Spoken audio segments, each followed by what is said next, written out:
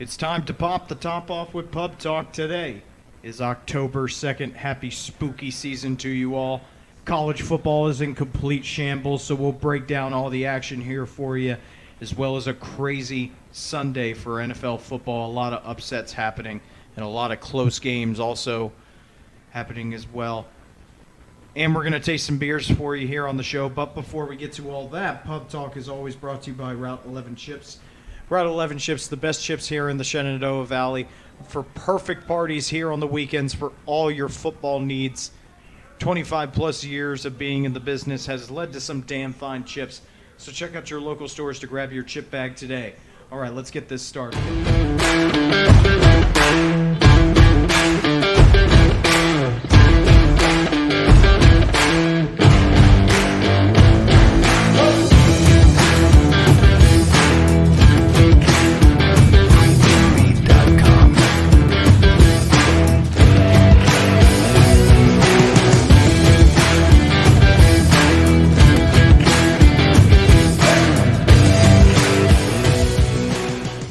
Beautiful day outside. I am lying. It is raining cats and dogs outside. It's been doing it for the past couple days. Shitty.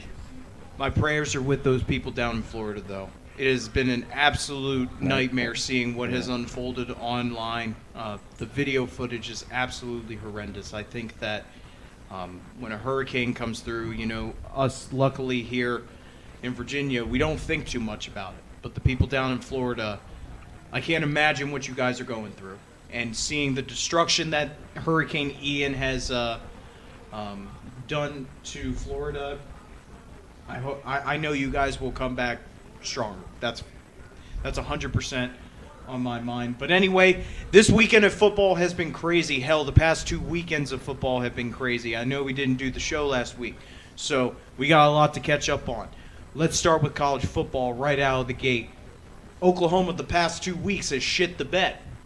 Oklahoma, Brett Venables comes in for new Lincoln Riley, being shipped off to USC, goes down to USC, and he's led a good team for now. Brett Venables, the DC from Clemson, comes in for Oklahoma. The defense starts to look good. The offense is still clicking on all cylinders. And then they play Kansas State last weekend, and everything shit the bed. Taylor Martinez, the transfer from Nebraska, goes to Kansas State. Plays for the former North Dakota State, Chris Kleiman. Chris Kleiman, former North Dakota State head coach and multiple national championship Kansas winner. State beat Texas Tech this week. No, I'm saying from last week, though. Oh, gotcha. But then leading into this week, so you're like, okay, maybe that's just a one-off game from Oklahoma. They had it last year against Kansas State as well. And then, bam, TCU absolutely decimates them. And I know there are people out there who are saying TCU is a good team, but man, I did not expect 55 to be put up on them like that. I think that's you're talking about Brent Venables. Uh-huh. He's multiple national championship game appearances, has a ring. Two-time national championship. Did they win it twice with him there? With Deshaun Watson and one with Trevor Lawrence. Okay. 2018 and 2016. Okay. I'm trying to think about. I never keep track. One of the greatest college football teams ever was that 18 Clemson team. So, but anyway, yeah, Brett Venables, he's supposed to turn around this defense because the defense didn't click with Lincoln Riley, and then this happens. Yeah, those defenses down there are just terrible. And this is supposed to be a team that's supposed to go to the SEC, meets. Coach. Yeah. This is here in another year, they're supposed to go to the SEC along with Texas. Yeah, if I'm Oklahoma, I'm like, I'm not sure this is a good idea. They play defense. They play defense. Rain check on the SEC, please. Yeah, they play defense in the SEC. We're gonna be in trouble. The fact that 41 points before the half. They were down 41-17 at the half. They gave up 41 points in the first half. They would go on to give up another 2 touchdowns. Yeah, but yeah. I mean, like all the in thing third. is, they didn't score in the fourth, but hey, that's maybe the thing that I look at though for this Oklahoma team is that this is another reminder to me that this Oklahoma team is just fucking overrated, man. We do this every single year. I know it was like it with Lincoln Riley. They had, Kyler Murray. They had Jalen Hurts. They had all these big name guys come in and basically uproot this team and be really well. But guess what? When they played against ranked opponents, they shit the bed, man. Yeah. They just fucking do. But even against teams like this, TCU, I'm not saying they're a bad football team, but no, they're actually a really good team. But man, they just fumbled the bag at every opportunity. This is the most this team has given up since that 2019 LSU game, and they got destroyed in that game against LSU. Right. And every single year we say this about Oklahoma. Are they going to be for real? No, they're fucking not. And you think they're going to do this in the SEC? You think they're going to do this in the SEC? Fuck no, man. I don't see that happening at all. I don't know, Coach. But for me, I think Oklahoma is just overrated. I just personally do. Yeah, I don't know what to think. Why would I always question why Lincoln Riley went to L.A. in the first place, and then we talked about it on the show. And Southern California presents so many more options for him than being in Oklahoma. But for Brent Venables to take over a program like that, it's not like he left you with an empty closet. You know what I mean? The cupboards were bare. You have talent. You have all these things. And you're a freaking legendary defensive coach. Exactly. You bring in your guys to coach your style of defense, and you give up 55 freaking points. You give up 55. I mean, it's just I don't know. I always say that on the show. I get tired of hearing myself when I listen back to the show. But this really freaking makes me scratch my head as to why they don't slow people down. Why Oklahoma has consistently not slowed people down. They were in the top 20 ranking in the nation. What are they, 18, 19, something like that before this past weekend? And then they gave up 55. 18. They were 18. And speaking of the team, I know what, last thing I'll say on them. Well, wait a minute. No, you got to say one more thing. Yeah, no. They could be taking another L here next week because guess who they have coming up in the L? They have Texas, and Texas is not a rollover. Texas took freaking Alabama all the way to the brink. And Texas, I think, had a one-off game also last week, but then this past week. And not to mention, Kansas football is 5-0, man. Kansas football 5-0 since you know Jesus gave it since the 10 Commandments were invented. I'm sorry, right. But Moses was a pup.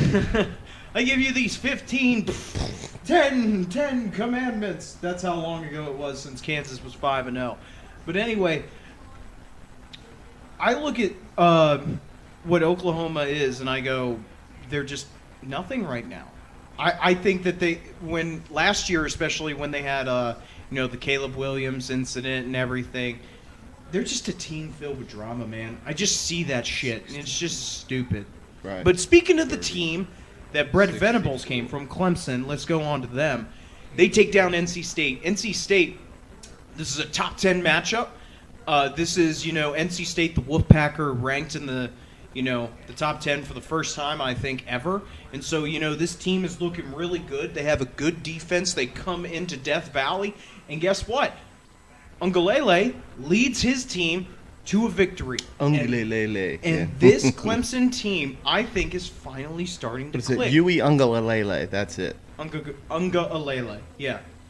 Okay. That's close enough. But I'm saying, though, that this Clemson team, now that he is sat in this offense, because it's now been, this is his third year, correct? Yeah, this is his third year. No, second. This is his second year. Because last year they played Georgia, and they just couldn't do shit. I remember that it was like a 7-3 game, and it was just a dogfight because the Clemson offense couldn't do shit.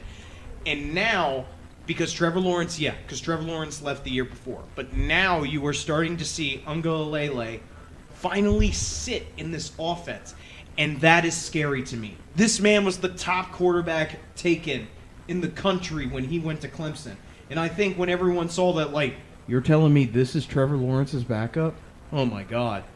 Dude, where Clemson find these kids? And then you started to see it was he's actually he's struggling a little bit there. Yeah, but you look at what they've done from a points perspective, and their point output is up there. I bet they average probably 40+ points per game. Oh, picked off Murray. Uh-oh. We got some games on right here. Oh, it's going to be a pick six. Panthers to the house. Yeah, no, that's what I'm saying, though, is that their offense looks in sync. Their offense looks great with him out there now. Yeah. And and this is what I'll say. I know that this is like, kind of early, and it's like, really, dude, you're really like putting him in this. When Deshaun Watson was at Clemson, his first couple years, he was good, but he was not to the caliber that he was his senior and redshirt senior year. He just was not. Because Clemson was not the powerhouse that they once were. That they would become to be in 15, 16, 17, 18, Right. 19. Those 5 years, they were truly a powerhouse. But Deshaun Watson struggled greatly in those first couple of years, and then he turned into a powerhouse once he settled in. And I am seeing that now with Uiagalelei. And I think that that's scary for the college football world, Right. that Clemson is back on the map again. Because I know in back-to-back years, that 2018 Clemson team was one of the best in college football history. That team was a complete team all around. Same thing with the next year. I know Clemson lost to LSU, but if we would have seen that 2018 team play that 2019 Clemson team, LSU team, oh man, that would have been a game for the ages, honestly. Yeah. It probably would have been the greatest college football game ever. But Well, you know what? Unfortunately for Clemson, they're not going to get really tested by anybody. yeah, it's the ACC for you. You know, I it's just understand. they're not going to get really tested by anybody, just simply because of their schedule. I mean, Notre Dame's not who they used to be. There's a couple of teams that are down. They should win. They should look good. They should have that chip on their shoulder. I don't know what you say other than you're supposed to win games like that. You're supposed to. Look, they're going to play. Where's my? I pressed the wrong button. Damn it. I'm looking at their schedule coming up, and freaking Notre Dame's a cupcake anymore. It's not like this huge pressing game on their schedule. So Yeah. even though they're playing reasonably well now, I don't see them being tested in any way that makes them stand out. You know what I mean? I just don't see them being I understand. being tested by anybody. But that's what we would always say about Clemson, though, is that their division. Maybe Florida State, maybe Syracuse, but you never know what you're going to get out of Syracuse. Is 22nd ranked. But this is what we get with the ACC, though, that we run into. Right. It truly is, it's not a strong conference for all the football games. So I understand that. But anyway, on to the next one. We got a crash course here for Penn State and Michigan. Like, 2 undefeated teams. Michigan hasn't really been tested. Yeah, I don't Has think Penn State been tested? You think that Auburn game was a test for them? Or do you think that this is just like, I don't think Auburn's very good right now. okay. So I'm not. But Penn State's rushing attack might be the real deal, though, with the way that they're playing. Yeah, and we watched the game yesterday, and there were a lot of turnovers, a little sloppy and stuff. And I don't see that as being problematic, only in as much as the fact that the weather caused a lot of that garbage. Sure. But I also No. think that this Penn State defense is fucking for real, though, man. okay, but let's put things into perspective. All right, they hung on to beat a somewhat average Purdue team, right? Yeah. They played Ohio. They played a less than spectacular Auburn team. They And played then the a fighting Central Chippewas of Central Michigan, Yeah. and they did beat a 1-4 Northwestern team.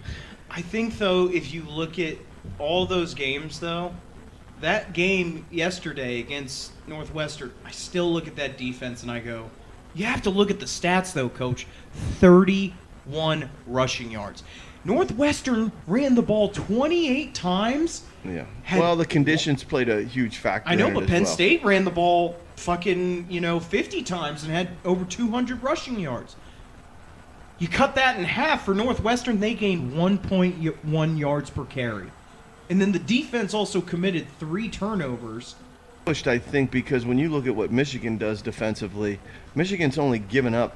I don't even know if Michigan has given up 50 points all year. So that's all games combined. They're 5-0, and I don't think they've given up 50 points. So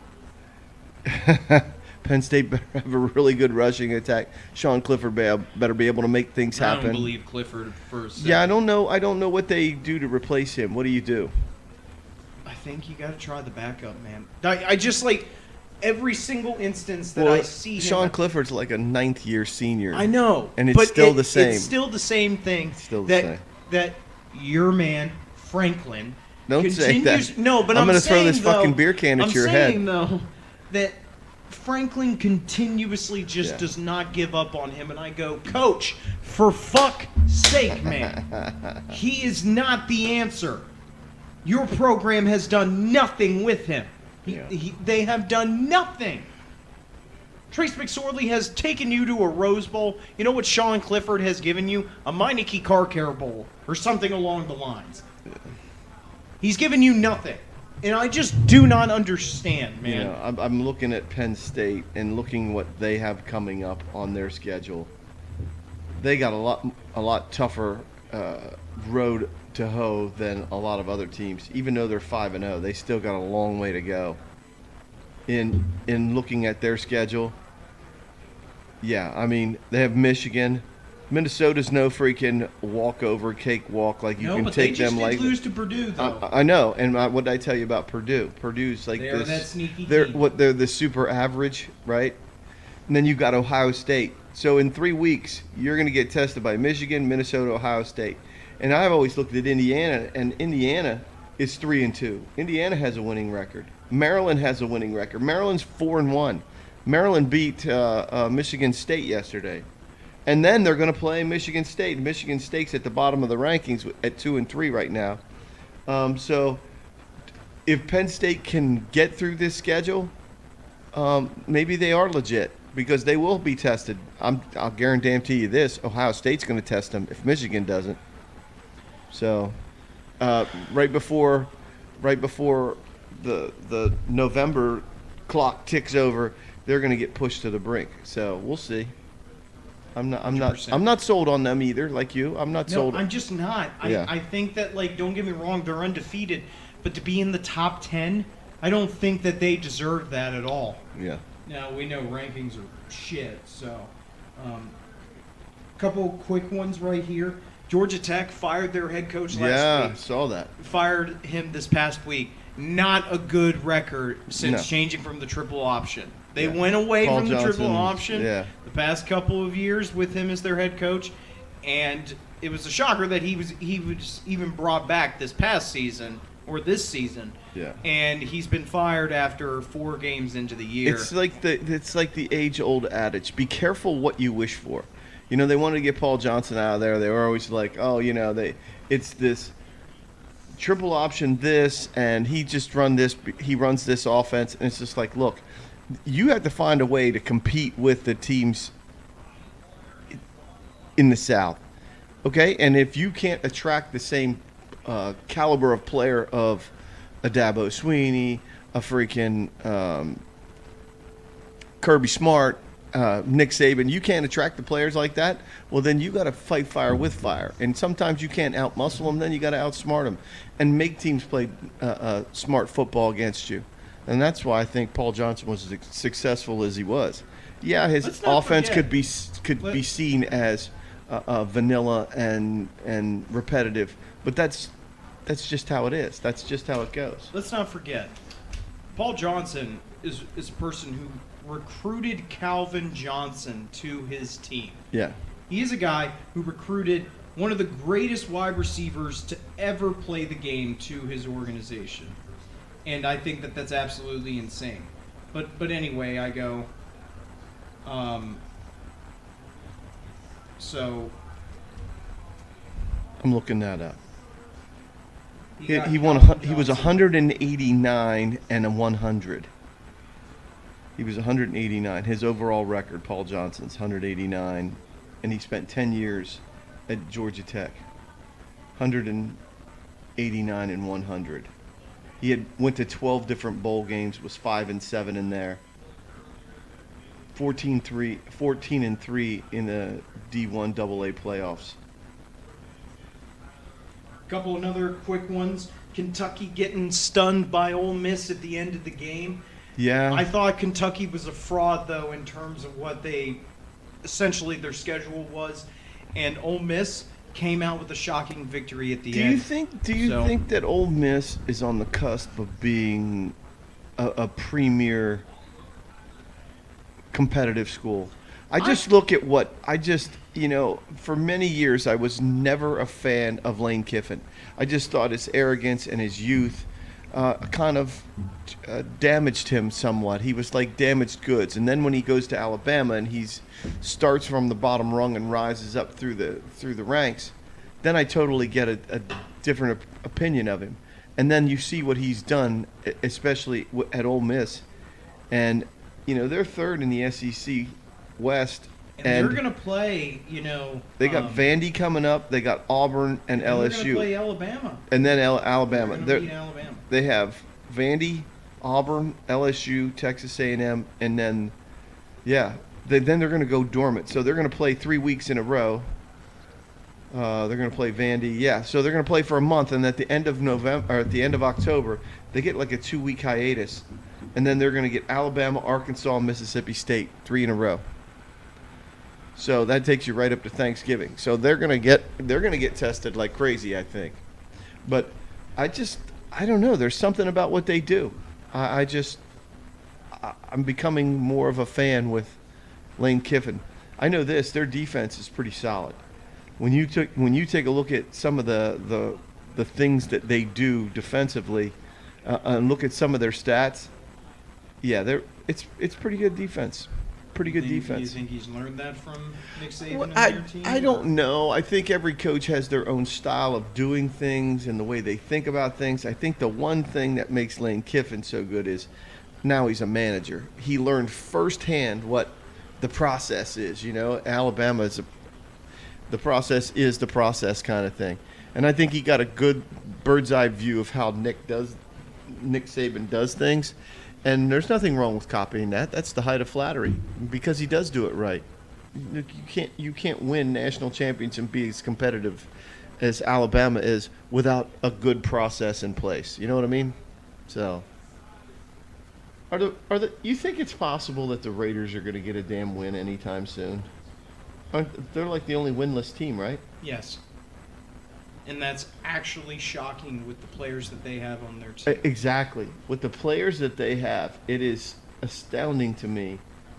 Like right now, they're coming to the end of the first quarter, and Denver's putrid offense. Real quick, before we get into the NFL, though, just a couple more things. Georgia survives a scare at Mizzou. I won't say a scare. Any given Saturday, you wake up, you smell blood in the air. Nobody makes me bleed my own blood. You wake up just wanting, smelling piss and vinegar. And Mizzou just wanted that. Essentially, they just took it to them. And Georgia survived a scare. Even though I still think that Georgia is the best team in the league, guess what? Any team out there is like, fuck it, let's bring it to them. We're not supposed to win anyway. And Mizzou is doing that. Now, sure, they lost. But I think that every team just has to run out there and say, like, fuck it. They're the number one team in the country. They're the ones who are afraid to lose because they'll lose their status. They might lose their national championship. This is our national championship. Right. Fuck them. Every single week that you play against the number one Georgia Bulldogs, just go out there and play them with your heads cut off, man. But anyway, and then finally, my personal team. Hey, hold on a minute now. I don't get it. Hold on a minute now. What is going on with college football here now? But anyway, they beat Middle Tennessee. Then they play an FCS team in Norfolk State. And then they go down to Boone, North Carolina for their first true road test and first Sun Belt game and take on the App State Mountaineers. They were down 28-3 and came back and won, man. I'm telling you right now, I saw so many times where they would be in that same situation against North Dakota State, where North Dakota State would constantly pound it down their throat and just be like, what are you going to do? We do this to everybody. And I just looked at them all the time, and I would see them basically just crack under the pressure. They would just go, we never are in this situation.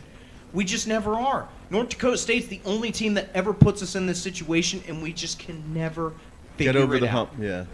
And when they went down to Boone, and they were down Boom. 28-3 Boom. and scored a touchdown right before the half to make it 28-10, I feel like that just gave them some sort of confidence, and it just basically Yeah, I was think- like, I dude, think we it- could do this. As a coach, there is always this when you play a quality opponent, and I'm not saying that App State is this spectacular opponent, but they I'll get are into who that in a sec. they are but who go they ahead. are. They are who they are, right? And they have a history. And sometimes I think when teams make a change or they swap classifications or do whatever, that sometimes the players, and I've seen this before, when you play somebody good, you're hesitant. You're not entirely sure you're able to play with that team until you get to the second half, and then you say to yourself, you know what? Why did I get even worked up about this? Well, you know what? We're a little mistake here, a little mistake there, away from having a really close game. So why are we even worried about this? We should just be, we don't have to take this out of the equation. Their toughness, our toughness, forget it. It's just not worth talking about. We can play with them. Let's make something happen. And I think that's what JMU does exceptionally well. They are able to fix mistakes, fix the little things, and return to discipline. So, I just want to point out something to you here, though, Coach.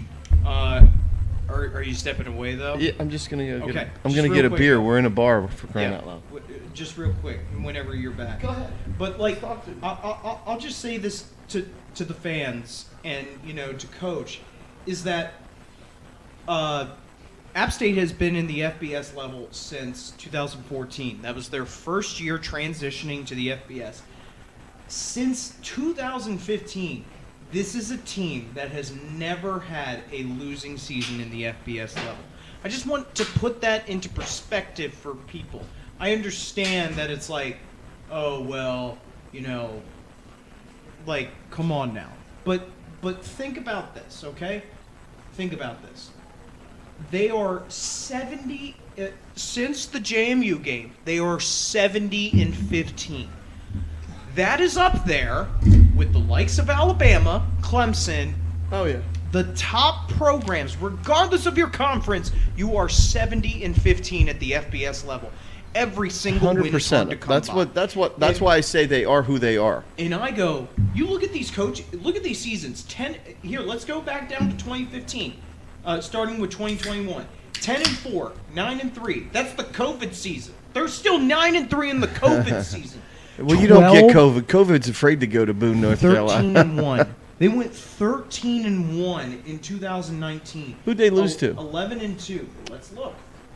2019. Was it a bowl game they lost? Nope, they won their bowl game. The I just only team figured, that they lost to was Georgia Southern by 3 points. All right. They lost to Georgia Southern, but it looks like that was a close game. But either way, they're a Sun Belt team. They play them every year. 13-1, 11-2, 9-4, 10-3, 11-2, and 7-5 in their first year in the Sun Belt. In that 7-5 season, they got thumped by Michigan. I remember they went up to play them at the Big House and got thumped.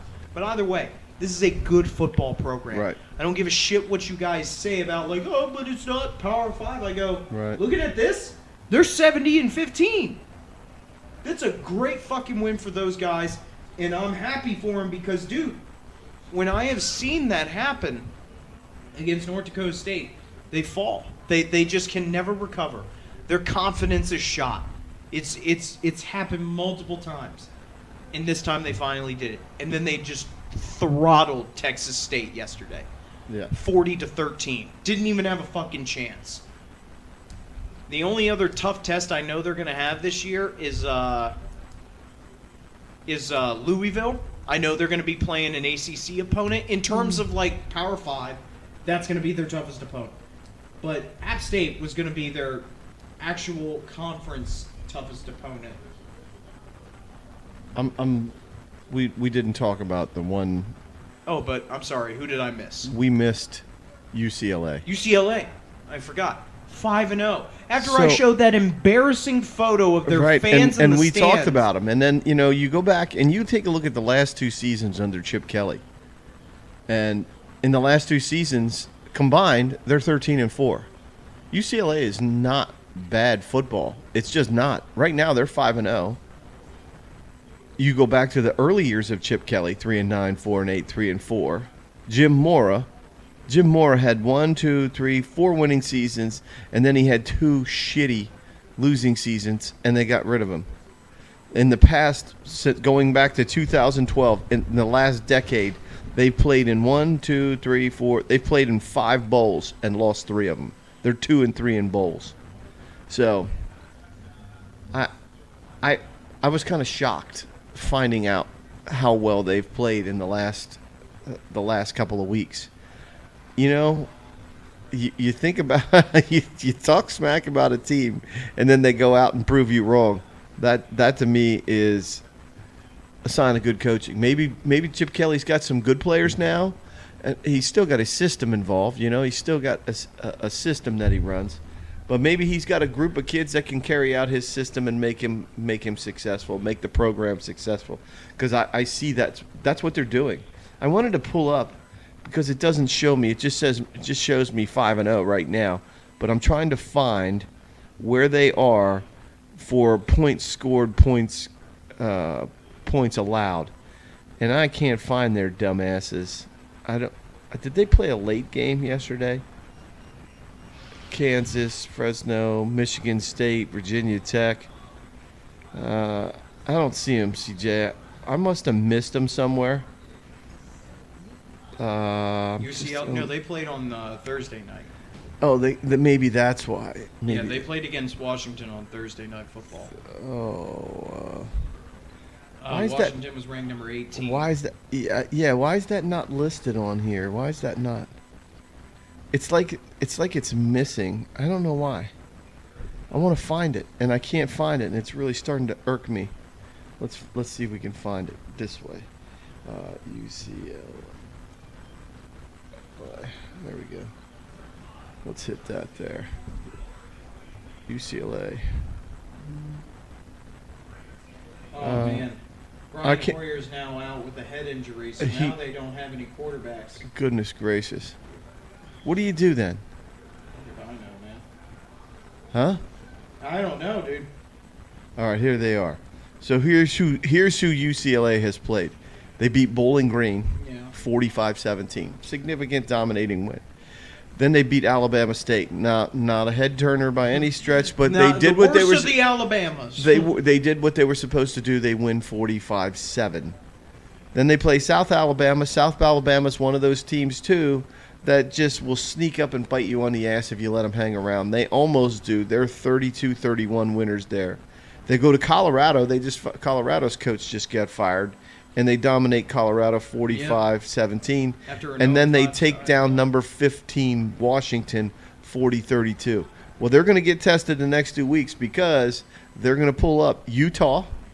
They're going to play Utah this week. No, they're in a bye week this week. They're going to play Utah next week, and then they'll be playing Oregon after that. I'm so stupid. They're going to play Utah next Saturday, then a bye week, then they're going to. Okay, they're so at they will Oregon. Be tested. They're at Oregon. Yeah. I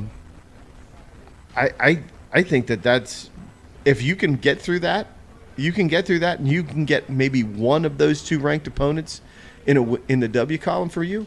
I'll tell you what, Chip Kelly's probably UCLA will line themselves up for a bowl. They're only 1 win away from being bowl eligible already. Yeah. So, I feel kind of bad that we talk so much smack about them. Well, I mean, I'm going to talk smack about their fan base. Everyone in LA is out doing other shit that apparently, just doesn't care about UCLA football, and I don't blame them for that. Well, now you probably have a little bit more of an attraction. I wish we could see. I wish there was like a stadium camera that you could go and check. It's like going to a Kansas City Royals game in late September when they're 31 games out of first place and are 27 games under 500. There's plenty of places for good. There are plenty of spots for good tickets there. Or the Nats. You've seen Nats Park lately? Jiminy Christmas. PNC Park is a walking meme, essentially. Yes, with how it many is. people You're come right. there. You're right. So, All right, so let's move on to NFL though. Yeah. I think the NFL is in complete shambles though. You think? Coach, I don't understand it, man. After this whole Tua incident, it's shocking, man. It truly is. Like, because I know as a Steelers fan what Paul Brown Stadium is. I know that is a scary sight after seeing Ryan Shazier go down. Yeah. I know that is it's a scary place to see, man. And I just know that when I see that, I go, it's bad on the coaches, it's bad on the neurologists, it's bad on the doctors, it's bad on everybody, man. Yeah, they said that. What's that? The rookie safety from Minnesota literally shattered his leg. They said it was a gruesome injury. Yeah, that is so hard to imagine. But you're right. You're right. And then you throw in an injury like Tua, and they said, though, that his head injury was not related to the previous week. They adamantly denied it. But when you watch him fall last week and he goes down and his head hits the ground, they said it was an upper back and neck injury. I don't believe that for a second. Well, and I also don't believe that Tua gave him the whole story. I believe it's on both parties. Yeah, and but the thing about the NFL is they have that neutral party, that neutral neurological assessor who is supposed to check them out. How does that guy have a job today if Tua's back on the field? Oh, he doesn't though now. He doesn't. Or are you talking about Mike McDaniel? No, the official that let him on there and the doctors that let him back on the field. Yeah, no, the neurologist has been fired. All you had to do was watch him walk away, and you're like, there's no way. He's so shook. And no self-respecting coach should have allowed them to freaking play him. And now who knows how long it'll be before you get him back, and then you rush him back just because you're fucking chasing wins? Are you shitting me? Yep. What's that? No, nothing. Just looking on Podbean. Yeah, no, I look at... Okay, look, Cincinnati, they got away with the win. They did a good job.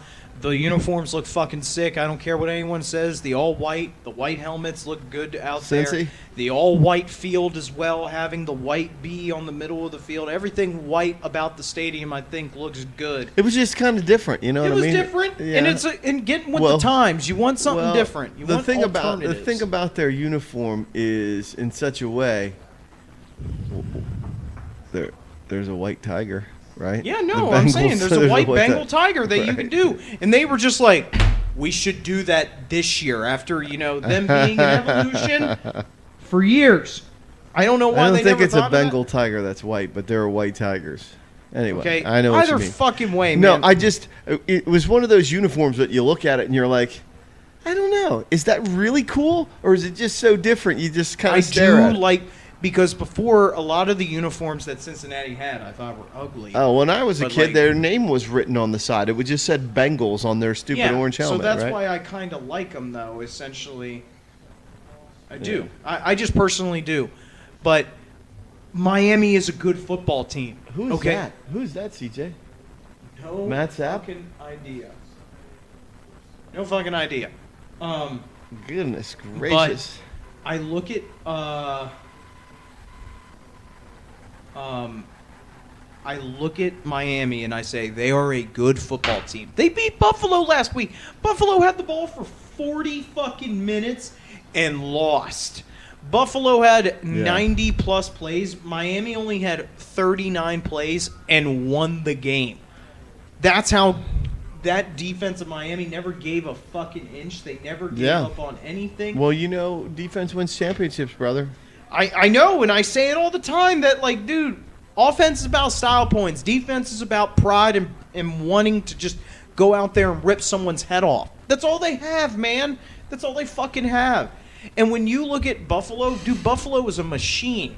The first 2 weeks, they absolutely decimated both the Rams and Tennessee. They looked unstoppable. And then they go down to Miami, and Miami just basically just shuts them out. They just can't do anything. And that's why I look at that and I go, that defense of Miami is legit. And until the Tua injury, Miami was going to win that football game. They looked easily in control of that game. And they just, after Tua goes down, it's like, what do we do, guys? We don't have our starting quarterback in here. our star quarterback, who threw 6 touchdowns against Baltimore, who looked unstoppable these past couple games. I was always a big fan of Teddy Bridgewater, though. I get that. Yeah. But at the same time, I go, at the end of the day, I look at how. He's a veteran player. He'll help you get over the hump. But I don't think that you'll have the same magic and connection that Tua has with his receivers, though. Sure, because Waddle and Hill have looked fantastic. I don't think of it like that. I think about the fact that the backup just doesn't get the reps that he needs to be, and then when something like this happens, you're like, well, why didn't we do this earlier? It's the same thing that happened in Pittsburgh, where they freaking sat in the second half and they brought Kenny Pickett in. The crowd went freaking nuts. Well, Kenny Pickett didn't lead them to a win. They ended up losing anyway. Their defense allowed the touchdown or whatever.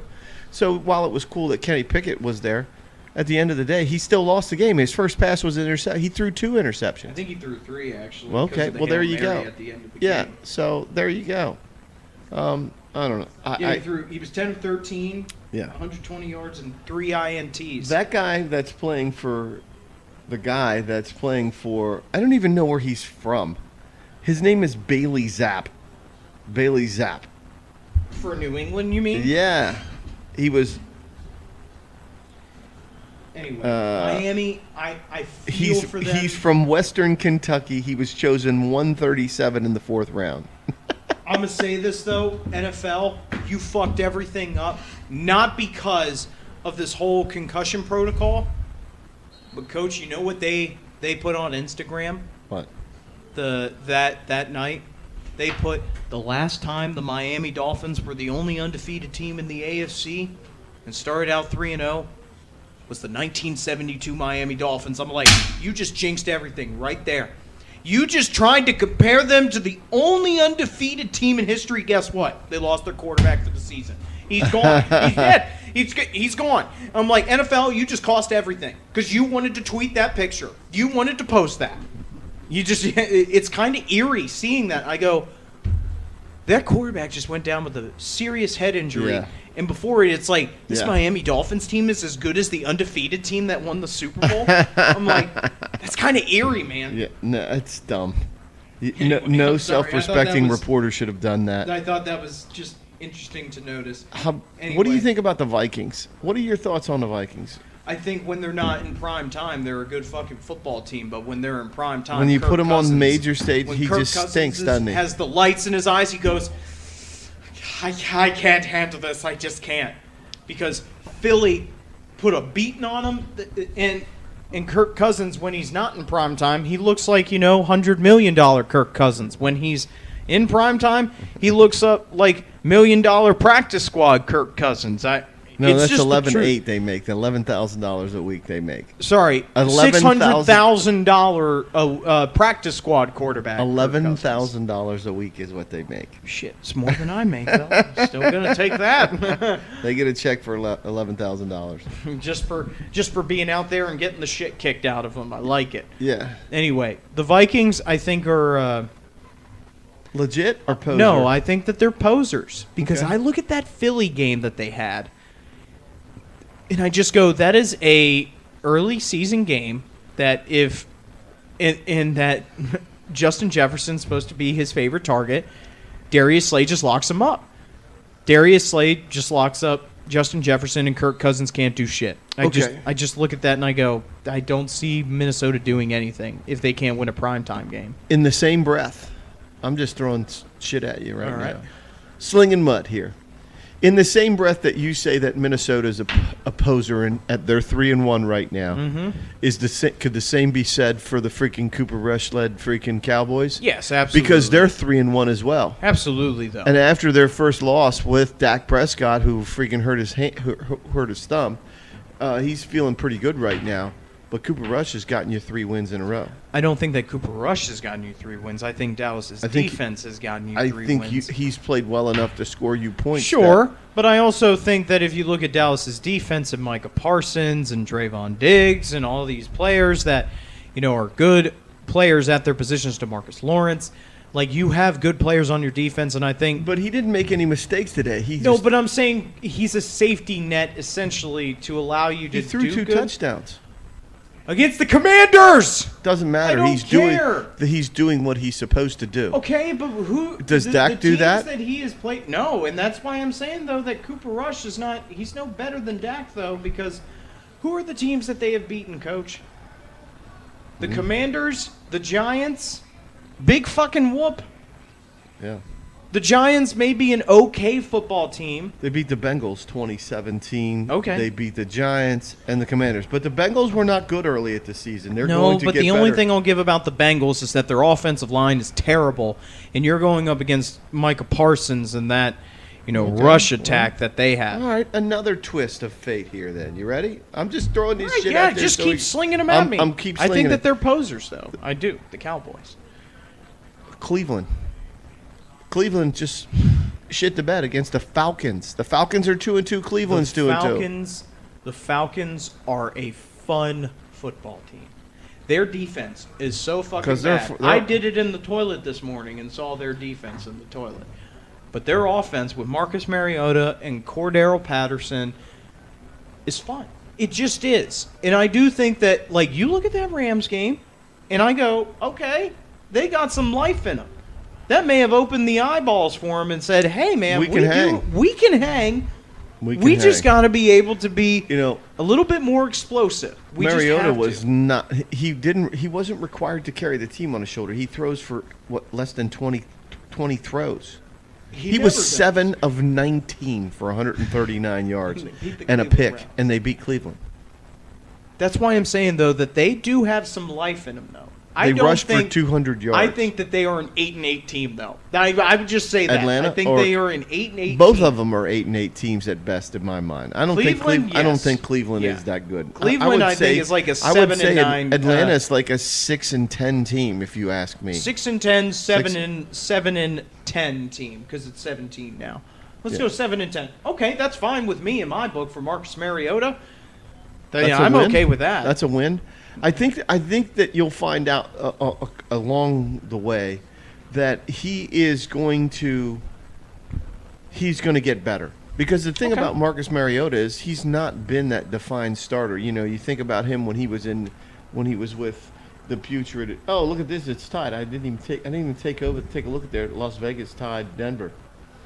And we'll he get doesn't- into Denver in a second, but Yeah. I think that Atlanta is a fun team. I'm just going to say that. I All do right. think that they are a fun team. All right, spit some more mud at me. All Slinging right. mud. Here we go. Dan Campbell and the Lonely Lions. If you have to keep coming back from wins and trying to keep mounting a comeback, I can't consider you a good enough football team. Because where is this during the middle of the game? Where is this explosiveness during the middle of the game? Right. Where is it? Right. Where are these play calls? Why are you saving them to the end of the game? Why I mean, is they this gave up- happening? And your defense is putrid. It is putrid. They gave up 38 points in 3 quarters. against Geno Smith. Yeah. I mean, no offense to Geno, but that offense is no Russell Wilson led offense. Jared Goff threw 4 touchdowns. He threw almost 40 times, 39 times, 378 yards, and 4 touchdowns. He's doing what you need him to do.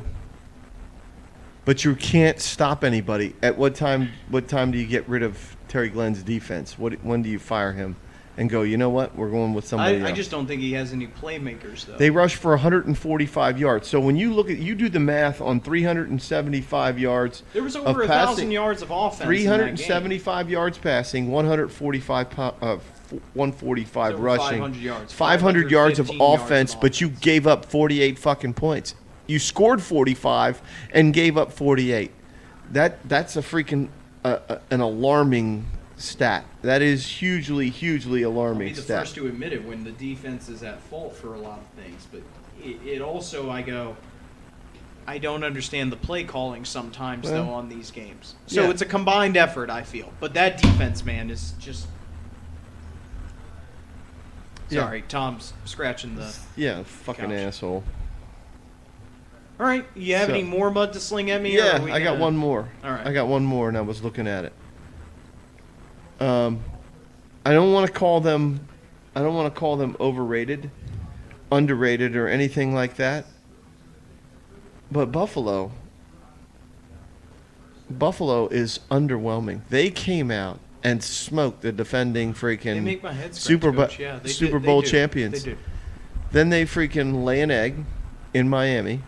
And then they decimated Tennessee, and then against Miami, dude, their fucking OC literally just like took a shit in the fucking press box up there. And they should have lost today. Oh, They should have lost today. Baltimore just that was like, what the fuck happened? Right. What happened? Yeah, I'm like shaking my head. I don't understand I it. completely understand. And then But I got one more after that, this. But saying that, I think that they are still the best AFC team. I will put that. I still think that they are the best AFC team. I will say that. I think the Chiefs are Nope. going to be that loss against the Colts. I go, what the fuck happened, man? The Colts are nothing. They do not have anything, Yeah, well, and they couldn't do shit. Pat Mahomes basically got in a fight with Eric Bieniemy. I mean, I've never seen Pat Mahomes get that mad at a coach ever. Yeah, and he basically and just yelled at Eric Bieniemy, and Eric Bieniemy is a top candidate for a head coach. he should be a damn head coach. Period. And if he's not a head coach in the NFL, he should be a fucking head coach in a premier program in college football, and he would do a fantastic job. So I'm looking at the other one. The final one I want to do is who the hell is Tennessee? Who the hell are they? It's like this every year with Mike Vrabel, though, Coach. I do think that. Ryan Tannehill They are doesn't a have mid-tier team with Ryan Tannehill. They just are. He doesn't have to freaking throw the lights out of the building, though. He only throws 21 times today. No, but 2 touchdowns. This is what happens. You can do it in college, but in the NFL, when your defense can catch on to you just giving the ball to Derrick Henry. Derrick Henry had 22 carries for 115 yards. That's not bad. Okay, so let me ask you this. Let me ask you this though. This is the issue with Ryan Tannehill. This is the issue with Ryan Tannehill in that Tennessee team. What is the difference if Tennessee has Josh Allen? What if Tennessee has Josh Allen as their quarterback and Derrick Henry? Yeah. They are an unstoppable force. They are an unstoppable force. Now, sure, but the other thing also is that Tennessee also traded away their number 1 draft pick in A.J. Brown. Yeah. That is another loss that Tennessee has got to deal with. But it's you traded him away for what kind of thing? And that's why I asked the question.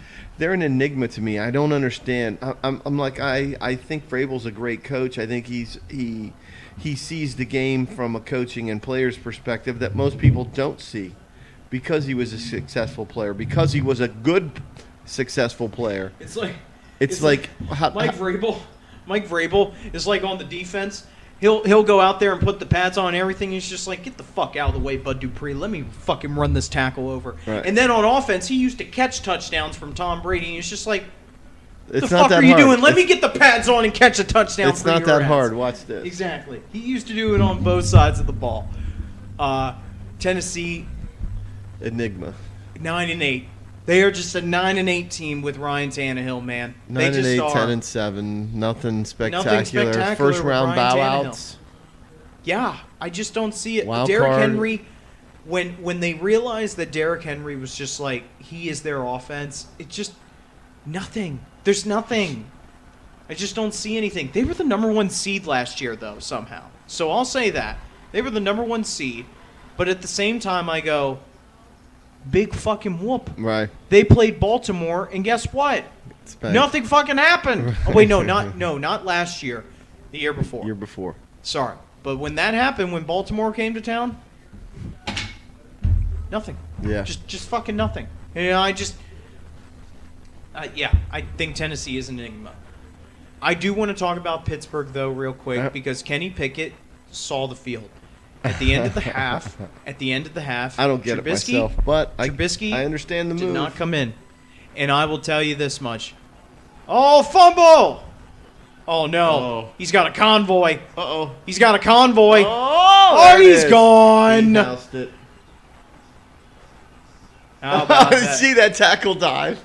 Did you see him dive? Leon Letton. Did you see him dive at the end? Watch at the end. Watch, I'm going to back it up. Watch it up here on the TV. You hear the tackle. See the big tackle coming? 72? And he's like, ah! Why I did got he you. think that he could do that? I don't know. He was 6 feet away and he dove on it. And he didn't even dive very well either. But Kenny Pickett, though, after seeing what I did see today, though, for the half of football that he did play, other than 3 the interceptions. I know. The first one and the last one, though, Claypool dropped the ball, and the last one was a Hail Well, Mary. the first attempt. one was not an especially good ball. It was dropped. I wouldn't say it was dropped. It was deflected. No, all of them were deflected. I would but say the that second one, though, I go, you do not make that throw. Right. Throw it away. Right. But there were plays where he stood in the pocket, he took hits to the chest, and he still fucking slung He threw it. the touchdown. No, he ran it in twice. Oh no, But you're right. That was a. he it was had a big, some. It was a big play. I was thinking he scored, and he. What you're I right, saw it didn't. with He Kenny didn't Pickett, score. though, I go, he gave the ball to George Pickens. He threw the ball to George Pickens for once, and guess what? The Pickens kid is fucking for real. And that kid literally is a freak. He's a freak He had that nice catch on the sideline against Cleveland. But I go, why is he not getting the ball, though? I look at that and I go, you're telling me that he doesn't get the ball, and Trubisky just checks it down to fucking Najee Harris every single down. Yeah. I just look at that and I go, I see some light. The Pittsburgh defense, though, fucking shit the bed, though, at the end. Yeah. And couldn't stop the run. They just couldn't stop the run. And ultimately, it cost them. And oh well. Yeah, no, that's that's what what happens. That happens to teams when you can't stop a run game. You're supposed It to lose. demoralizes you, man. It just does. It It's keeps like you this on guy's the- just running through a hole You and we stay on can't the stop field him. for extra reps, and the next thing you know, you freaking shit the bed and give up points. Your guys get exhausted, worn out. So yeah. How about Tyrod Taylor coming onto the field and then no sooner did he out there? 2 plays later, dives headfirst into a tackle, and everyone's booing in the stadium. I'm like, that's different than the Tua incident because this motherfucker took Yep. out the defenseless part and was just like, spearhead, I'm going Yeah. in. No, guys, like there's a level of competency here that has got to happen. But yeah, I think that Pittsburgh, I think if Kenny can develop a little bit more, Well, I think he's a hometown hero. But here's man. the I just thing do is, think. and I heard this on the game, he'll get better. He has to get better.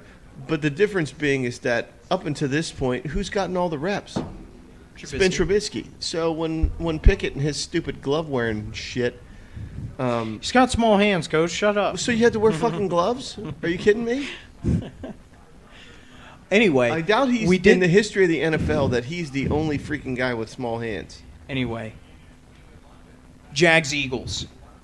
The Eagles are fucking for real, man. I think the Jags are a good football Oh no, team. that's what I'm saying though. Is that like this game was a good fucking game. The Eagles are fucking for real though. They are. I think Jalen Hurts is having like an MVP season. I do. He's playing exceptionally well. He is. Dude, all the talk on the offseason is like, well, Jalen Hurts, can he do this? Can he do that? Can he? Well, that's dude, that's not unlike any other season where people. I know, but I look look at what he's done in these 4 games. I go, dude, he is for real. The best part is the fact that you don't have to rely on his arm to win your games. Like he only throws 25 times today. If you go back to a game last week where the Buccaneers lost, and you look at the number of times that Brady threw in a game, that team depends on Brady throwing the football. This team does not depend on Jalen Hurts throwing the football. Oh, no. And they can spread around the weapons. They have the weapons around them. And Miles Sanders is such a reliable running back. The offensive line is so in sync. Jason Kelce is the best center in the NFL. They remind me of that 2017 team that Miles Sanders rushed for 134 yards today. Exactly. He's a phenomenal running back. Shitty weather. Yeah. Jalen Hurts rushed for 38. But a phenomenal running back. And I just see that this team it's a complete team. Jacksonville, though, Man, what a culture change from last year in Urban Meyer. Doug Peterson comes in. Yeah. Dude, Trevor Lawrence, he just feels so calm. He just looks so. You have a I'm level of seeing confidence, maturity. Yeah. I'm seeing the college Trevor Lawrence where he was the real fucking deal. And with Doug Peterson, it's like Trevor, like, look at your weapons, look at what you have. You have the weapons around you, and you have a good dynamic duo at running back as well in Robinson and ETN. Yeah. Two good running backs. The fact that Robinson never fucking played in Urban Meyer's team is beyond me. But either way, that's fucking Urban Meyer for you. But I look at how Jacksonville has completely changed from last year to this year, and I go, Jacksonville's a good team. Their defense is also really fucking good. They have the number one rush defense in the NFL. Much improved. Yeah, absolutely. All across the board. Who the hell is this fucking Bailey Zapp dude? This is crazy. I don't know, but he's leading his team down the field against the Packers. The fucking Fudge Packers. Uh-oh. Out to the house. It was just a 7-yard game. Yeah, for a first down. But now. you don't know. We could just be talking about a touchdown here the entire time. Anyway, but I think that Jacksonville is a really good football team, man. I do. I think they're they getting are a good better. football team. Are they dynamic? Going to be a huge change? I don't think so. I think, though, that the shitty weather may have played a part in this, though, because who knows if that weather may have been different. It was only an 8-point win for Philly, because Jacksonville actually played really well. They were up 14-0. They had a pick six. They were rolling, and then of course Philly, they just, basically said, "Look, we got this, boys," and came back and won the game. I just think that two good football teams.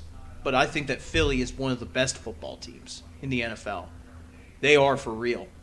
They have weapons around, etc. I do think that they are a good football team. Yeah. And then, real quick though, for the last game that we'll talk about though, I do want to dive a little bit more into the Buffalo Ravens game, just because Buffalo, you think this is going to now encourage them to just roll over everybody now that they came down from 20 down or 17 points down against Baltimore? No, I think they were capable of doing that anyway. I'm saying though that the loss to Miami, they looked out of sorts. Josh Allen looked out of sorts, and just everything that happened. At the end of the game, they were behind today, big time. They should have lost. Down by today. 17. They were down by 3 scores. They should have lost, but they didn't, and that's a sign of their resiliency. That's a sign of Josh Allen's abilities to motivate his teammates and get the points scored that they needed to get scored. That's huge in my mind. Huge. I still see them as a 3-4 loss team on the season. I don't see them as being 15-2, 16-1.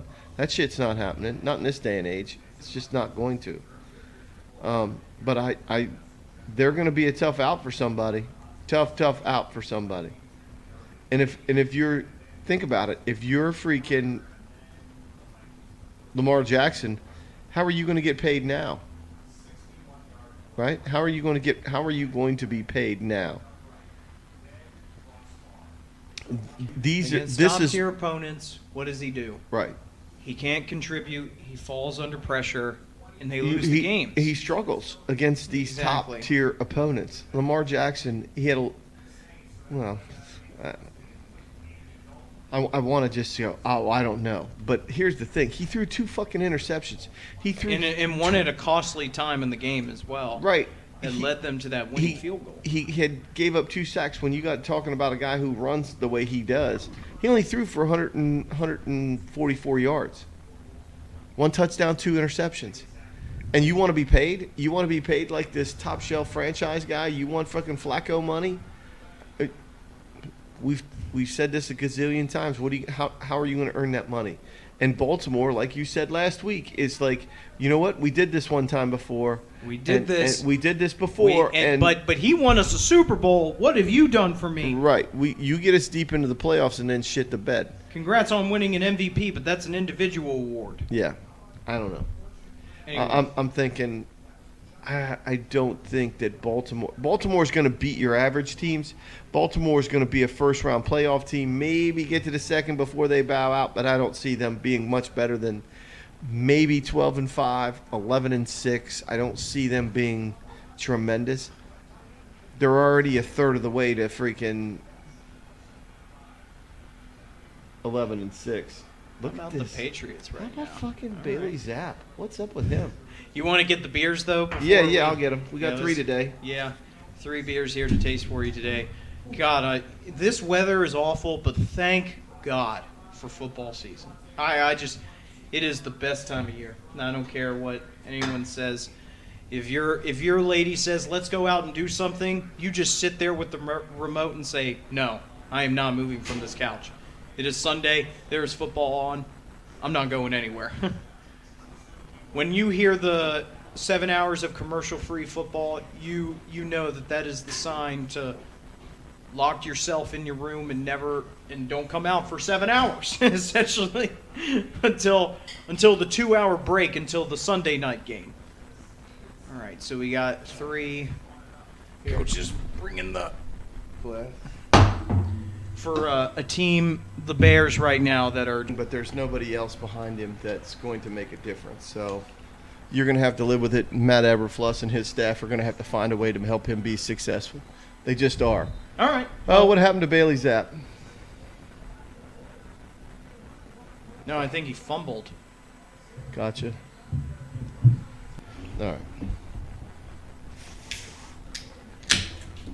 All right, so here's the first one from Three Notch Brewing in Charlottesville. This is called Apple Crumb Amber Ale. It's a limited release. It's one of those fall beers that they do. It's in the vein of an Oktoberfest. It's a pretty cool label and everything. It's 5.4% alcohol by volume, so it's not over the top. Three Notch Brewing is in Charlottesville, Virginia. It says Apple Crumb, brand new take on autumn beers. This Three Notch Valley Collab House original is brewed with cinnamon, vanilla, and Virginia-grown apples from Silver Creek and Seaman Orchards in Tiro. So, that's a lot of words for a fucking beer, right? This is called Apple Crumb. That's a lot of words for drinking something. And it does have that apple amber look to it, very clear like that, and it has a great smell to it. It has a great smell. Not over the top either. No, it's really not.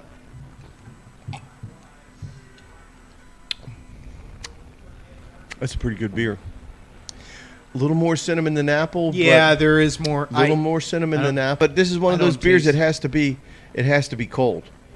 If you have a beer, if this is not ice cold beer, you're going to struggle with it. Most people are going to struggle with it. I just don't taste the apple though. I just, for me personally, I taste the cinnamon exactly as you said, but I don't know. Not bad. I think it's a pretty good beer. Not bad. Is this one of those beers that at a party you're going to go back and smash a bunch of? Yeah, I actually would. I think this is a good enough beer that I would go back for a couple more. But I don't know. I'm kind of disappointed that I didn't taste the apple. No, I'm just like, I would like a little bit to it. But, oh well. I think it's a pretty good beer, though. We got another limited release from Three Notched. Okay. So this is called Hell's Fest Lager. And this is Coach, we don't fucking cuss on this show. Okay. So, We're a Christian podcast. Virginia's freshest beer is what it's labeled. Three Notches. Oh, he picked him off! Oh, is he taking it to the house? Thank God. He's gone! Fuck you, Aaron Rodgers, you cock. Woo-hoo-hoo! I like that.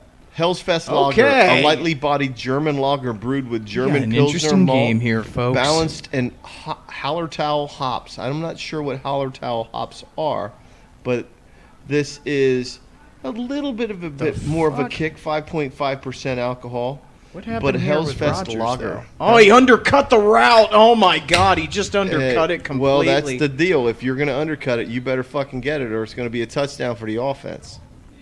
Sorry, that was just a really good. All right, so German. There's only 2 games on. I realized. Oh wait, no, there's 3. Hellfest. There's 3. Hell's Fest.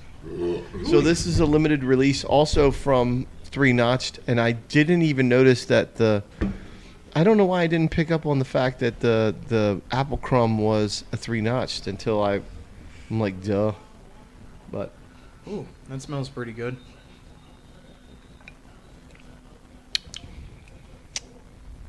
Wow. you like that? That's a pretty good beer. There's not too much hops in it. No, There's not it's too not. much bitters. No. And personally for me, the aftertaste There's is a little bit of an aftertaste. There is a little isn't bit of an aftertaste, though. But maybe You that's gotta the know. German style lager. Or maybe you're blending a little bit of the amber crumb in there as well. But Yeah. Now that second sip was better. much better. Much Yeah, I don't know, man. This is actually a pretty good beer. I'm not the biggest bitter and hoppy guy, no. but No. in And it's a terms- German style beer, and you can definitely taste that German style, that lager. They tend to be just a tick hoppy, and this one's not like that. I mean, what are the IBUs on that? Can you see it on the can? Does it list the IBUs on the back of it or anything? Let's go around, see. Oh, it's on the side with the ABV. Turn around just a little bit more. okay, 30. 30. Okay. Just 30? Yeah, so 30's not. 5.5? Yeah, 30's 30. not very high at all. No. You look at some IPAs, and I'll give you an example.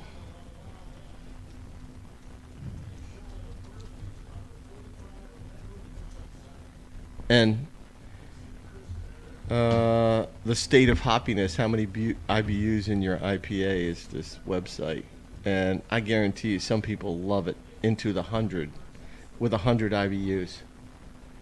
So IBU, for those of you that never listened to the show, the IBU stands for the International Bitters Units, and it basically measures the bitterness of a beer.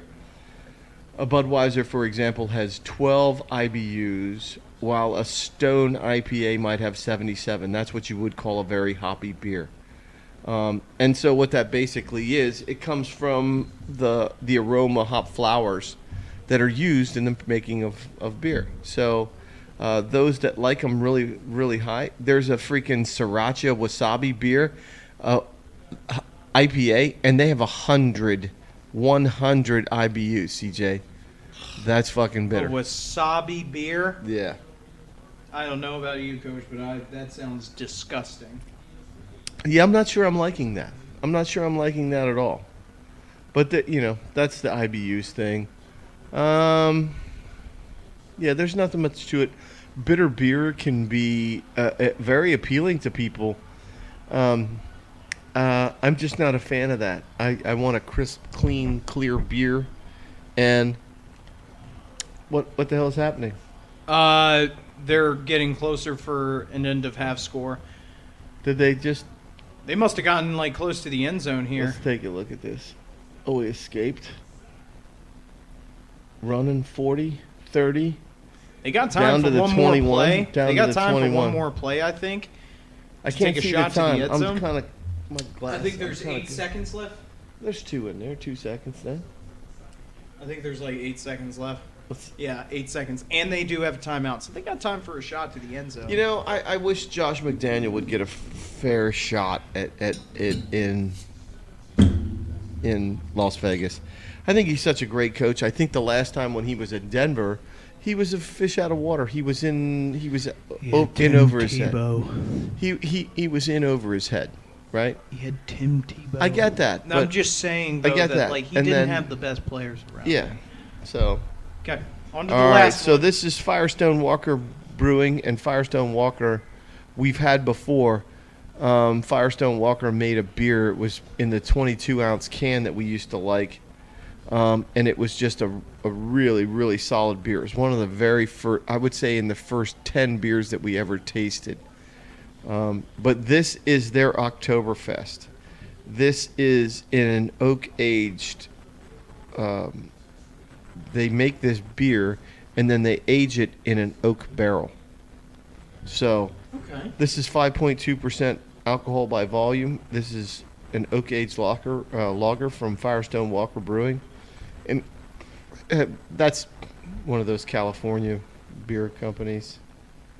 But there's nothing Nothing over the top about its label. It's clearly a seasonal beer, and as soon as you pour it out, you're like, damn.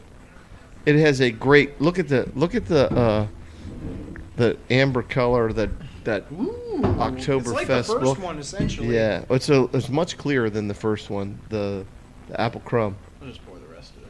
That's fine. and it has a mild smell to it. There's no smell over the top.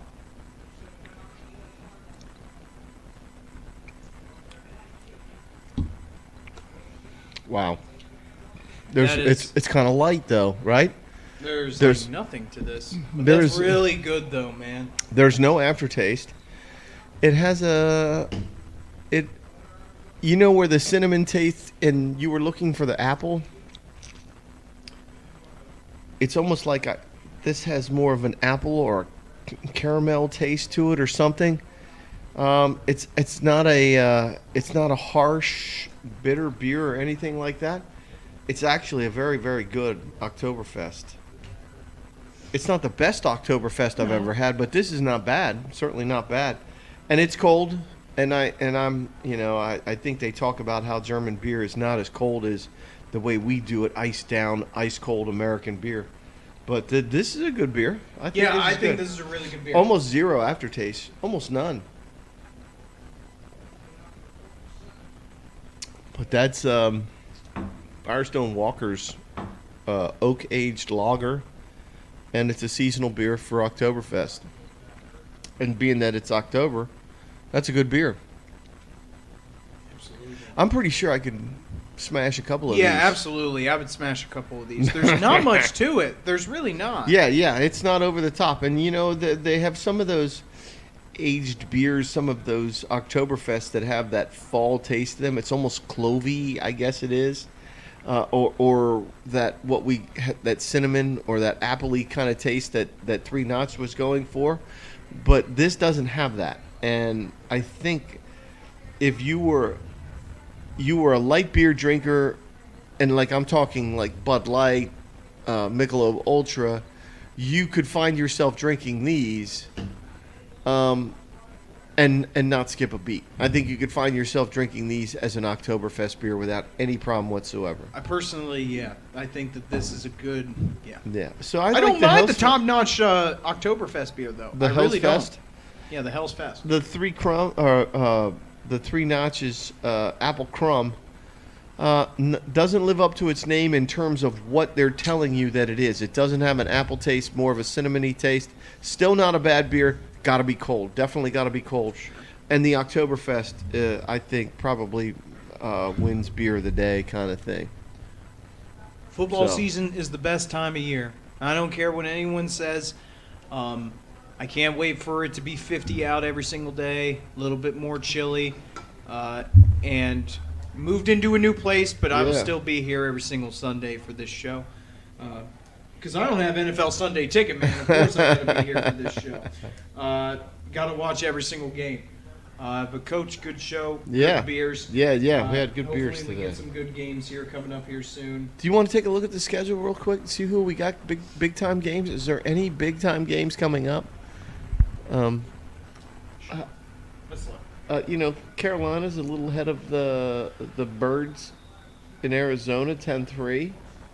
Las Vegas looks like they're getting ready to go up on Denver, or already did. Maybe they kicked the field goal. And then what's the other game? The Packers and the Patriots. Yep. And the Patriots Week just five. picked six that cocksucker from freaking. Week 5. Green Bay. Oh, the Steelers have to go to Buffalo. Oh, all right. So we got anything Ugh. good in there? Steelers, Bills. All right. You do? No, I'm just saying that's a game. Let's just go down through the list. See who you got. I ain't gonna lie here, Coach. There's not that many good games. What are from you what I talking can about? see. Bears Vikings? That's not a good game. Come on. There's a reason we didn't talk about him today. But I don't all wanna right, talk Giants, Packers, Steelers, Bills. You know that the Uh, Giants are gonna. The Giants could be in trouble if Tyrod Taylor has the concussion that they think he has, and Daniel Jones. Jones has that high ankle sprain. Buddy, you're gonna be in trouble. Bears, Vikings, Yep. Lions, Patriots, Oh, Seahawks and Saints, Dolphins and Jets. It could be a stunner there for the Jets, Could though. be. Yeah. Falcons, Robert Saleh. Bucks, Titans, Commanders. Oof. Atlanta. What are they? 1-3 Commanders. Yes, 1-3. Could be Te- 1-4 after next week. Texans, Jags, Tractor Cedo running over their ass. 49ers, Panthers, Cowboys, Rams. Ooh, Cowboys get to be put in their place. How impressive would it be if Cooper Rush leads freaking Dallas over? That would be pretty impressive. And then what do you do about Dak then?